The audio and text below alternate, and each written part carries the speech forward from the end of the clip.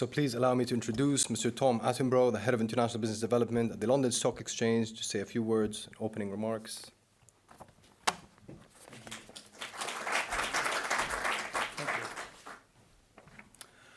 Good morning, everyone. Basil, Lord, ladies, gentlemen, Your Excellencies, it's a great pleasure to be welcoming you all to the Exchange, and actually, for many of you, welcoming you back to the London Stock Exchange. This has been a partnership, over many years that we've been, very privileged to run together with Basil and team. I think it continues to forge some of the deep links we have between Saudi and the UK, between Tadawul and the London Stock Exchange, and there are many areas that we'll touch on over the course of today that I think we can collaborate on. So my colleague Abi Ajay, who you'll be hearing from later today, who has joined us quite recently to head our African Middle East business here at the LSE, will be talking much more about some of the things we've been doing around positioning for dual listings, around some of the carve-out IPO activity we've seen with Dar Al Arkan listing its non-Saudi business, Dar Global PLC, on the market this year, to what we've been doing in debt markets, where we've been very, very privileged to have about 100% share of the Saudi international bond issuances, with the public investment funds, $8.5 billion across two transactions, joining the Ministry of Finance, joining Aramco, and various of the Saudi banks in issuing on our London market, which we're very honoured to do, and more of that later on. I wanted to say, and I promise you I'll keep this light, and I've got a few slides, but I just wanted to say a few words because I thought you might be interested just about what London's doing more broadly at the moment. How do we see life? How does that frame the way we're thinking about the future? What are we trying to do from a reform agenda perspective? Because I think hopefully some of this will be quite a pleasant surprise to you in terms of the amount of activity that we're seeing going on at the moment, but secondly, where we're driving our markets towards, and I think that will provide some further thoughts of other areas of cooperation over time. Firstly, just what do markets look like at the moment? I mean, of course, that last year was a difficult year, and certainly not the year that any of us were expecting. And we started back in January, for obvious reasons. We saw markets have, a very substantial sort of dislocation. It provided a very challenging backdrop for either listed companies to raise further equity, or indeed to, for companies looking to IPO. So I think it was, last year not a banner year, which of course came on the back of 2021, which was one of our record ever years in terms of capital raising and IPO market activity. The good news is markets are actually recovering quite well. I know that for those of you opening the market this morning, it was a bit disappointing to see it go red on the screen first thing at 8 o'clock. But actually, you look back to October last year, markets around the world are up 15 or so%. We're seeing the volatility of markets, which is of course the enemy of capital raising, come right back down. It's now 13, 14, the VIX, having last year spent most of its time in the 30s or higher, given everything that was going on. So I think now volatility has moderated and normalized. We're starting to see some very good and interesting green shoots of recovery in markets. I think if all you did was read the Financial Times even about the London market and what's going on, you might take a rather depressing view about how limited activity is. I'm here to say that I think stories about the London market's demise I think are much exaggerated and overdone at the moment. It has been a slower year for issuance, or slower 18 months or so, for reasons that are obvious. But London retains its position as being, by some distance, the leading exchange in Europe. We've seen about 50% more equity raised in London than any other European market. We remain the leading market really outside the US and Greater China. So I thought that was just worth putting up front that whilst volumes overall are down globally, London continues to hold its own in terms of activity. We remain, even if we're not the biggest market in the world, we remain absolutely the most international. Nearly 40% of all our companies are non-UK companies. So for any issuer thinking about joining the London market, you know that you're joining a cohort of very international companies. That goes right from the history of the London Stock Exchange, from the days of trading in bits of paper in Jonathan's coffee house 300 years ago. It was all about financing international trade. And that remains very true to our DNA today. Not just the stock of companies, but actually the flow of new companies. So half of the largest 10 IPOs in the last 4 or 5 years have been non-UK companies, again, using the London market. A lot of today is going to be talking quite rightly about the phenomenal innovation and growth that we're seeing in Saudi and in Riyadh in particular. I think we recognise that the London Stock Exchange, we of course likewise need to continue to grow, innovate, find new markets, adapt ourselves for the companies of tomorrow, not just for the companies of today. So just a couple of things that we're up to at the moment. We've just signed a 10-year agreement with Microsoft that saw them become a significant shareholder in the business.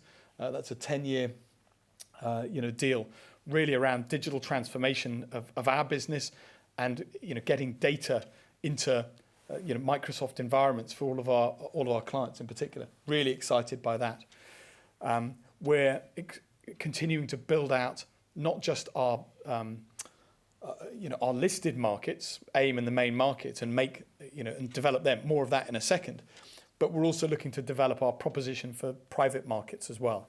I think when we sit back as a stock exchange and say, what is our role in the ecosystem? It's actually just to sit in the middle of those that need money and those that have money.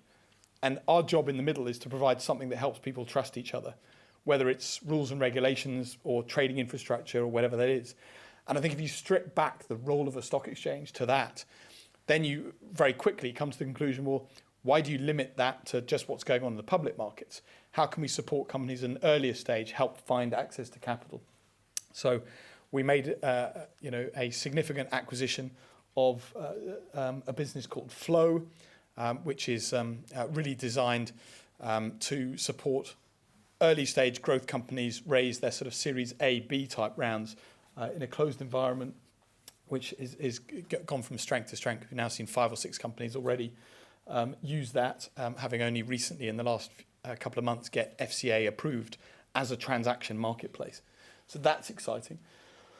We're doing work around the voluntary carbon markets. Again, I think you can't go through any conference at the moment without talking about sustainability and the work we're doing around trying to get more capital into projects that are going to support the low carbon transition. And we're really excited by our voluntary carbon market and what that's going to do to allow not just retail and institutional investors, but also corporates to buy into vehicles which ultimately are financing projects that can then dividend them out carbon credits over time. So just a few things that we're up to try and make sure that we continue to move with the pace of markets and get ahead of what we think are going to be the next trends going forward.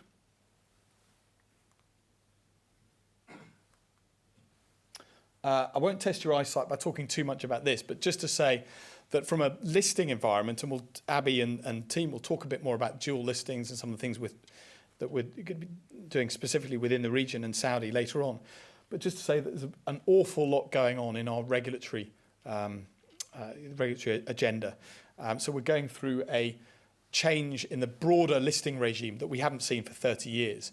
I think post-Brexit, it gave us a very good opportunity to stand back and say, if you started with a clean sheet of paper, would our rule books and whole listing environment look exactly like it does today? Answer, no. How can we then improve it in a way that you can perhaps do a bit more nimbly when you don't have to get 28 other countries to sign off on it?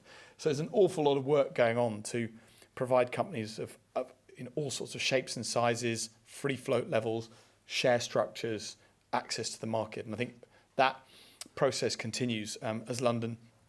We're in just finalised another FCA consultation at the moment, taking views on moving even further towards a much more disclosure-led regime. So the listing rules themselves provide fewer barriers for companies to try and tap the market. I think in addition to some of the work we're doing around the regulatory environment, I just also want to mention some of the work we're doing around other aspects of the capital markets. I think we recognise there are some other challenges, not just in the UK market, but I think globally around how do we make sure that listed markets, and the London Stock Exchange are as vibrant as they possibly can be.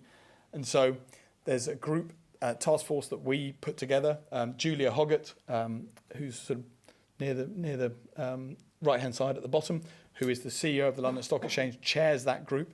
And it includes people from all throughout the ecosystem: private equity, venture capital, private companies, public companies, chairs, other stakeholders in terms of advisors, who are really trying to tackle some of the other issues that we think could really improve the strength and vibrancy of the London markets, including further looking at aspects like corporate governance, pension fund reform, trying to channel further investment of pension funds into equity markets, and really funding the future growth of not just UK but international businesses listing on our market. So lots of exciting things going on there.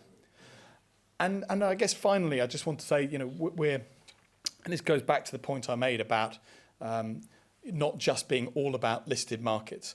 I think you will hear people from the stock exchange talk much more over time about the funding continuum, supporting through flow some of those private companies looking to raise earlier stage capital on a platform which is quite exciting, and now has thousands of companies on board. I think it's about 500 family offices, 200 venture capital firms.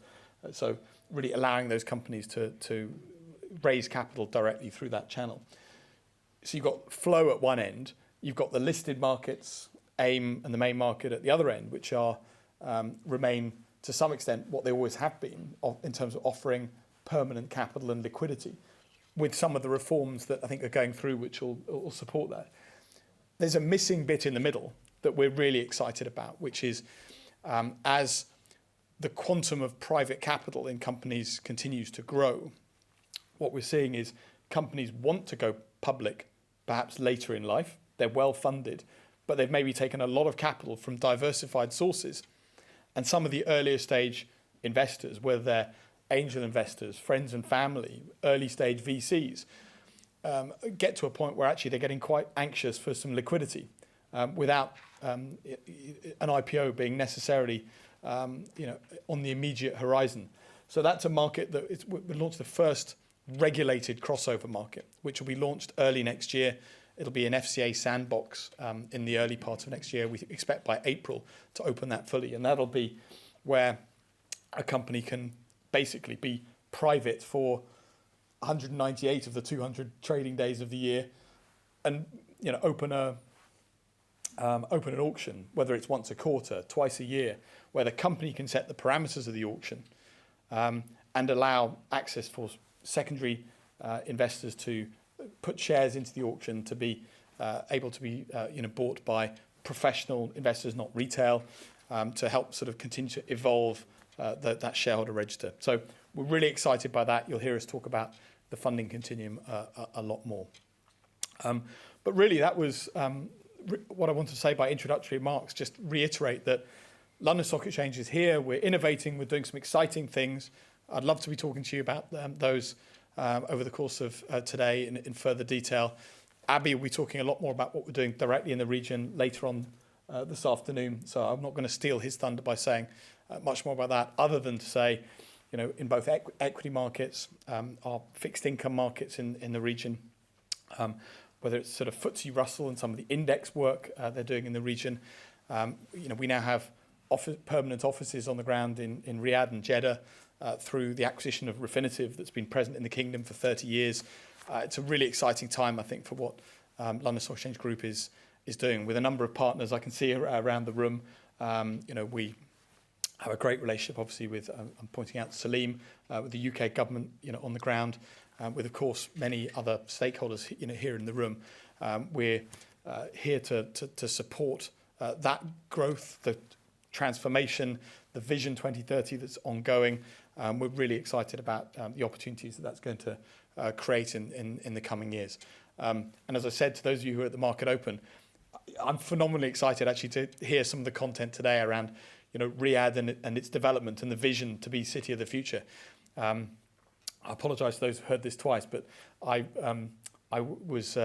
first went to Riyadh about 25 years ago as a sort of spotty junior investment banker, and having obviously been a number of times since, over the years, and that's accelerated over the period. The change that we've seen over that period, in terms of growth, energy, innovation, and entrepreneurial spirit, societal change, and actually just things like the physical skyline.